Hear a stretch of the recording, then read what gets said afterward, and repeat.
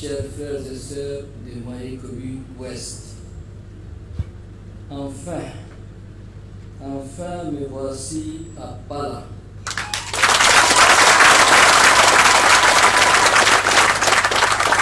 Je suis à la fois fier et heureux d'être parmi vous, dans cette belle ville, chef-lieu de la province du Maïkobi Ouest. Je tiens très sincèrement à vous exprimer mon infinie gratitude pour la qualité d'accueil et la mobilisation. Merci mes chers frères et sœurs du Maïkobi Ouest. Vous m'avez démontré que je suis ici chez moi, au milieu des miens.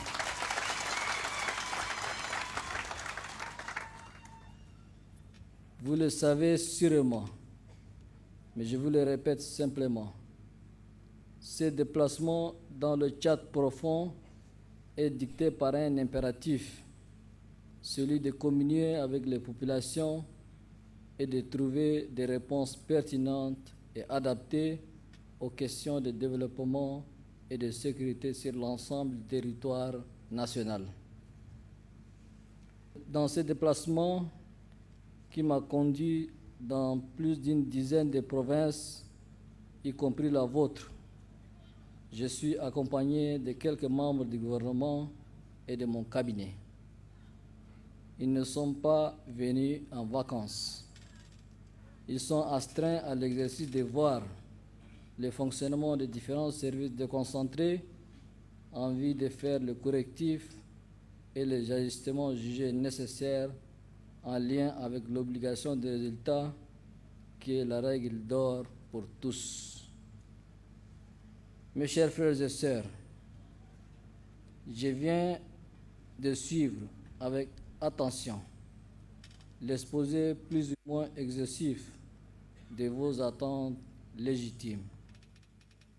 Ce sont à l'évidence des préoccupations fondamentales qui sont mises en exergue dans cette présentation.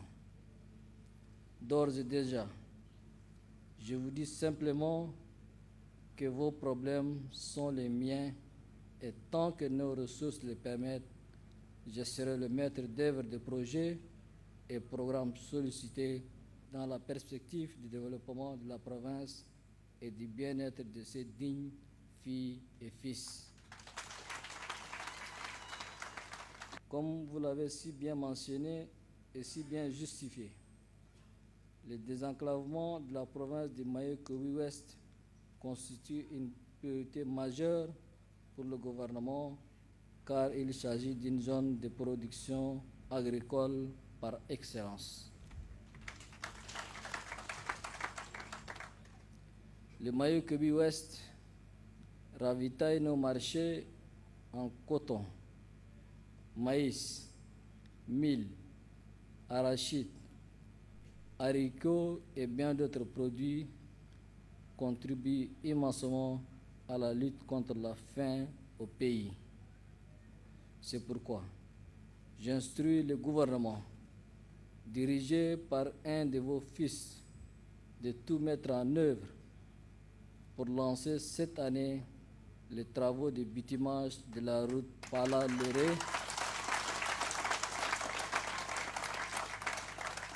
frontière Cameroun, dont le marché a déjà été approuvé.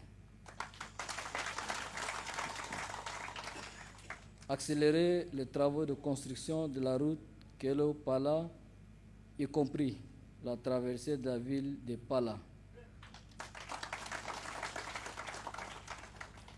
Accélérer la cadence des travaux d'aménagement et d'entretien des axes Ham-Fianga-Pala, Pala-Gagal-Banemar et Pala-Léré, frontière Cameroun, pour éviter à la population le calvaire causé par le mauvais état de ces axes en saison pluvieuse. Mes chers frères et sœurs, en matière de santé, la reprise, la finition et l'équipement de l'hôpital de Pala est un impératif absolu. Je tiens fermement à ce que tout soit prêt dans le meilleur délai, sans aucune tergiversation. Le mot d'ordre est simple. L'hôpital de Pala doit être opérationnel comme les 2 centres de santé en construction en Boursou et Zébré. De même, la construction des hôpitaux de district dans le département est une nécessité absolue en vue de permettre aux populations de bénéficier de soins appropriés sans parcourir trop de distances. Déjà pour les hôpitaux de Torok et Lamé, dont les marchés sont en voie d'approbation, les travaux doivent débuter au plus vite. S'agissant de la question essentielle de l'énergie, je vous annonce la construction d'une centrale d'une capacité de 5 MW en solaire et 10 MW en batterie pour la ville de Pala, d'une autre centrale d'une capacité de 2 MW en solaire et 10 MW en batterie pour la ville de Léré. Mes chers frères et sœurs, concernant l'éducation et la formation, vous avez fait également mention de vos attentes. Je partage entièrement vos préoccupations. Il faudrait que l'université de Pala soit achevée.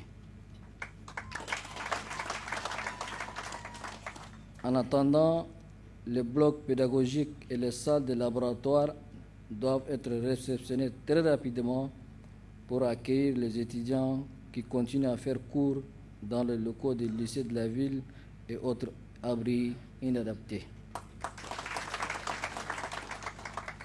En vue de renforcer le système éducatif de la province, qui donne d'excellents résultats, surtout en matière de scolarisation des filles, il est plus qu'urgent de reprendre progressivement les chantiers. Il s'agit notamment de 7 écoles primaires, d'un collège à Mbrao et d'un lycée à Nzaguer. La mise en route de construction d'un lycée à Torok, dont les marchés et dans le circuit d'approbation, doit être également une source de préoccupation. Le démarrage de tous les chantiers en arrêt doit être engagé.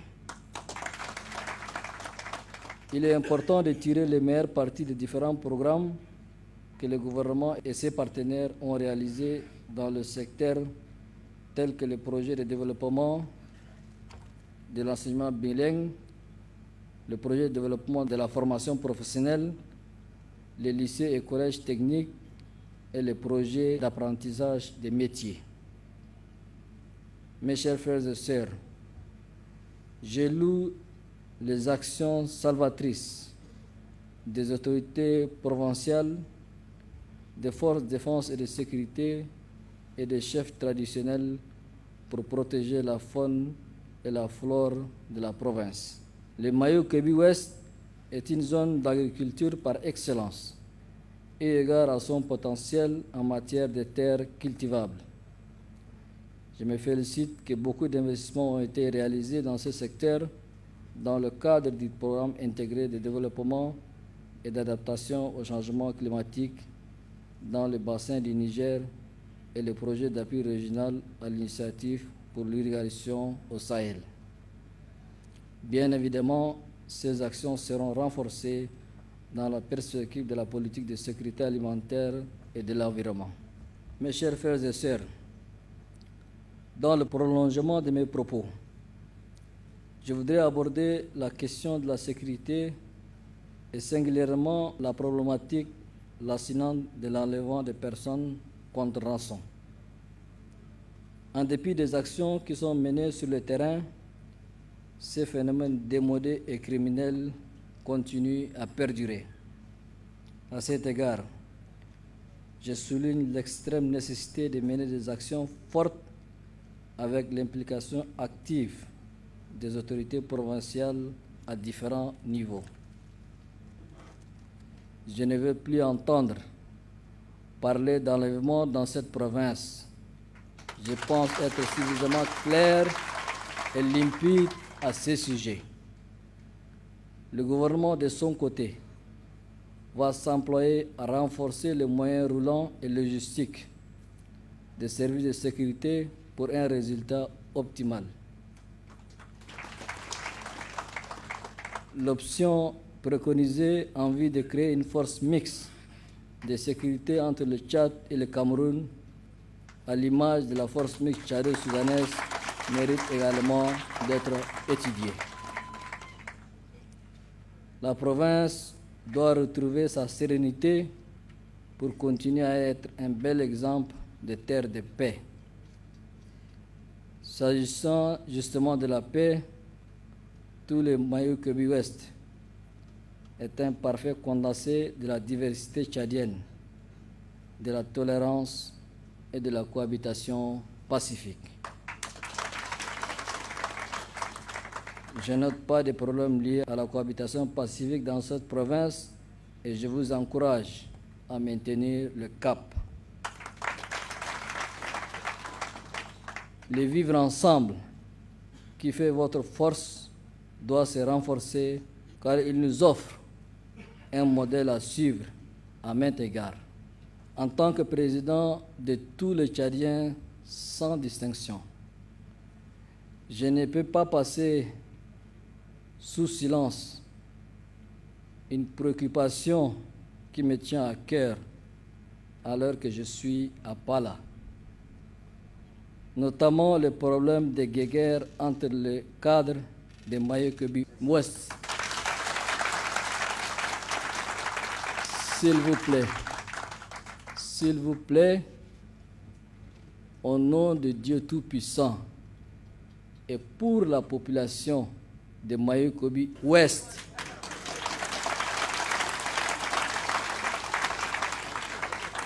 j'invite les cadres de la province à cesser leur querelle intestine, de resserrer les rangs pour promouvoir l'unité et l'entente afin de favoriser le développement harmonieux du Mayo-Kébi Ouest.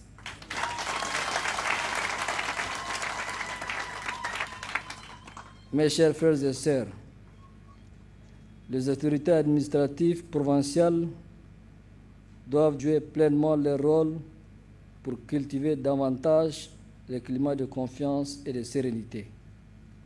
Nous voulons non seulement d'une administration proche des administrés, mais aussi et surtout d'une administration au service de la population. C'est à travers l'image d'une administration compétente que se joue la crédibilité et surtout la puissance de l'action publique. Et pour permettre aux entités administratives d'exercer au mieux leur activité, des instructions seront données pour améliorer leurs conditions de travail. Mes chers frères et sœurs, avant de clore mon propos, je voudrais remercier vivement toutes les grandes personnalités mobilisées dans le cadre de cette tournée dans la zone méridionale, notamment les présidents de grandes institutions, les membres du gouvernement, les deux cabinets, les conseillers précurseurs et les hauts cadres. Mes vifs remerciements s'adressent également à toutes les équipes mises à contribution pour la réussite de cette mission, notamment les équipes de sécurité, les équipes de transport aérien et terrestre, les équipes du protocole d'État, les équipes médicales, les équipes de restauration, les équipes d'entretien, les interprètes et les modérateurs, la team de la presse présidentielle, les précurseurs et le comité d'organisation provinciaux.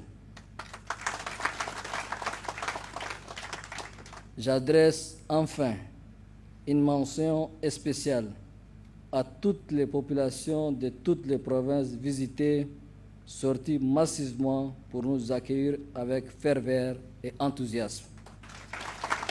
Merci. Merci mes chers frères et sœurs, une fois de plus pour l'accueil et la mobilisation. Que Dieu vous bénisse. Que Dieu bénisse le Tchad. Je vous remercie.